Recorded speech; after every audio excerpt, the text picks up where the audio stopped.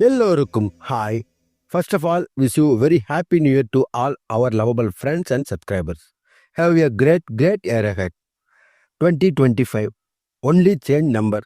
ஆனால் நம்ம character, attitude எல்லாமே மேபி சேமாக தான் இருக்கும். பட் எனிவே, சிறப்பான தொடக்கமாக நம்ம எல்லோருக்குமே அமையட்டும்னு சொல்லிட்டு விஜய், இளைய தளபதி விஜய், தளபதி விஜய் தமிழ் சினிமாவோட முக்கியமான actor. Not only Tamil cinema, Indian சினிமாவில் கூட.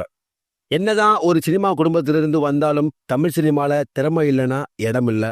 அதெல்லாம் தாண்டி இந்த மூஞ்ச வச்சுட்டு சினிமாவில் நடித்தா யாரும் மதிக்க மாட்டாங்க, செட் ஆகாதுன்னு சொல்கிற காலங்களில் இருந்து திறமையை மட்டும் வச்சுட்டு தன்னோட படங்களை ஹிட்டை கொடுத்து இந்த மூஞ்செலாம் சினிமாவில் இருந்து என்ன பண்ண போகுதுன்னு சொல்கிற வார்த்தைகளில் இருந்து வெறும் விஜயா இருந்த இவருக்கு இளைய தளபதி விஜய்னு செல்லமான பேரை சேர்த்து இளைய தளபதி விஜய்னு சொல்ல ஆரம்பிச்சிட்டாங்க ஃபேன்ஸ்லாம். அப்புறம் சில பல தோல்விகள் இந்த குதிரை ஓடுறதை நிப்பாட்டாதுன்னு சொல்கிற மாதிரி வெறித்தனமாக இறங்கி தன்னோட படங்களை பாக்ஸ் ஆஃபீஸில் வசூல்களை அள்ளி பாக்ஸ் ஆஃபீஸ் கிங்காகி இளைய தளபதியாக இருந்த விஜய் தளபதி விஜய்னு சும்மா கெத்தாக அழைக்கப்பட்டார் எல்லாருனாலையும். அப்புறம் சினிமாவில் நிறைய அச்சீவ்மெண்ட்ஸ் ஆன் ஸ்க்ரீனில் கலக்குனது போதும்னு சொல்லிட்டு ரொம்ப லவ் பண்ண சினிமாவை விட்டு ஆஃப் ஸ்க்ரீனில் அவரை ரொம்ப லவ் பண்ண ஃபேன்ஸ் ஆகிய மக்களுக்கு நான் நல்லது பண்ணணும்னு சொல்லிட்டு அரசியலில் என்ட்ரி கொடுத்தாரு விஜய், இளைய தளபதி விஜய், தளபதி விஜய்.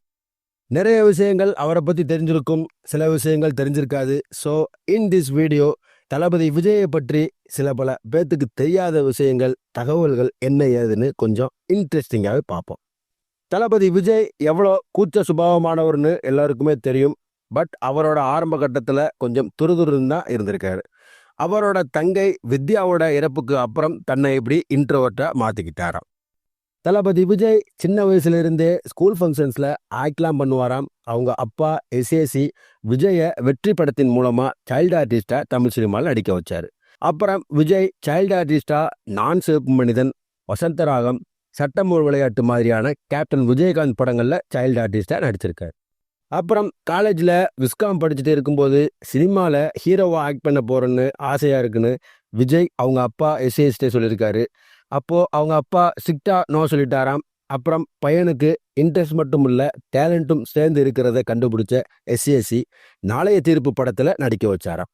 அப்புறம் நாளைய தீர்ப்பு படத்துக்கு அப்புறம் ஹீரோவா ரசிகன் படத்தில் நடித்தார்.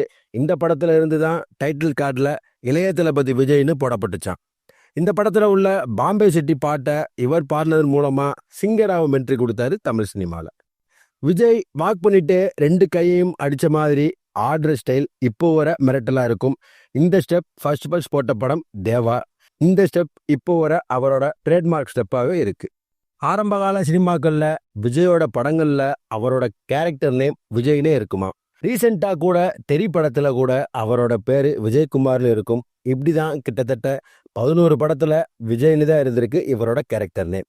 வேற எந்த ஆக்டர்ஸ்க்கும் இந்த மாதிரி சிறப்பம்சம் இல்லையா. ஆரம்ப காலங்களில் எஸ்ஏசி டைரக்ஷன்லேயே நடித்த விஜய் ஃபர்ஸ்ட் டைம் வேற டைரக்டரோட பண்ண படம் ராஜாவின் பார்வையிலே.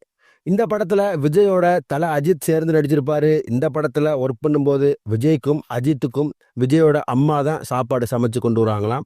அப்போவே 2 ஃபேமிலியும் அவ்வளோ க்ளோஸ். விஜய்க்கு அவரோட லைஃப்பில் ரொம்ப ரொம்ப முக்கியமான விஷயம் அவரோட காலேஜ் ஃப்ரெண்ட்ஸ். எந்த ஒரு வெற்றியையும் தோல்வியையும் சோகத்திலையும் என்ன ஏதுனாலும் அவங்ககிட்ட தான் ஷேர் பண்ணிப்பாருன்னு நிறைய ஸ்டேஜில் சொல்லியிருக்காரு அவரே. இப்போ வர அந்த நட்பை கண்டினியூ பண்ணிட்டு வராராம் ஷூட்டில் இருந்தாலுமே. விஜயோட ஃபர்ஸ்ட் சில்வர் ஜூப்ளி படம் பூவே உனக்காக. இந்த படத்தை ஃப்ரெண்ட்ஸோட பார்க்கணும்னு சொல்லிட்டு தியேட்டருக்கு போயிருக்காரு. பட் அவரை எப்படியோ ஃபேன்ஸ்லாம் அடையாளப்படுத்திட்டாங்க. அவரை பார்த்து சுற்றி வளைச்சிட்டாங்களாம். அப்போ இருந்து தான் அவருக்கு ஒரு ஸ்டார் அந்தஸ்து கிடைச்சதுன்னு அவரே ஷேர் பண்ணியிருக்காரு. இசைஞானி இளையராஜாவோட வெறித்தனமான ஃபேனாம் விஜய். காரில் போகும்போதெல்லாம் இளையராஜா சாங்ஸ் தான் ஓடுமாம். இளையராஜா மியூசிக்கில் அவரோட காதலுக்கு மரியாதை படத்தில் அவர் பாடினதை லைஃப்பில் மறக்க முடியாதுன்னு எனக்கு ரொம்ப பெருமையான விஷயம்னு சொல்லியிருக்காரு. மியூசிக்கில் எப்படி இளையராஜாவோட வெறித்தனமான ஃபேனோ, காமெடியில் கவுண்டமணி செந்திலோட மிகப்பெரிய ரசிகராம். கவுண்டமணி அவரோட காமெடியில் என்னங்கண்ணா சரிங்கண்ணான்னு சொல்கிறத இப்போ விஜய் அவரோட படங்களில் ஸ்டைலாக சொல்லிட்டு இருக்கார்.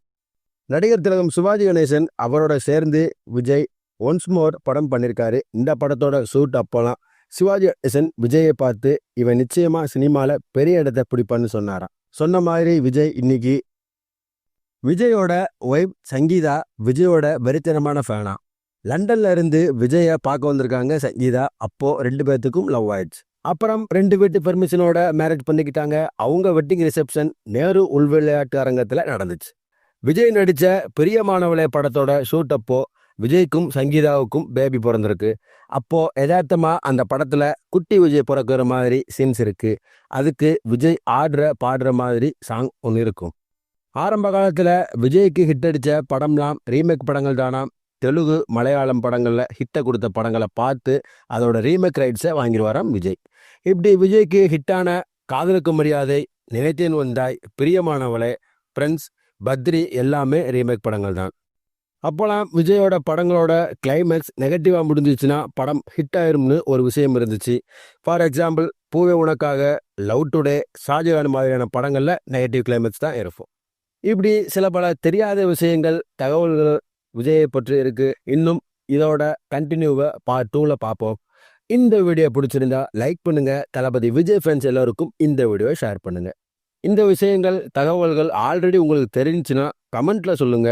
தெரியாத உங்கள் ஃப்ரெண்ட்ஸ் எல்லாத்துக்கும் இந்த வீடியோ ஷேர் பண்ணுங்க. Once again happy new year to all. அடுத்து ஒரு இன்ட்ரெஸ்டிங்கான வீடியோவில் நான் உங்களை சந்திக்கிறேன். Until then, bye bye.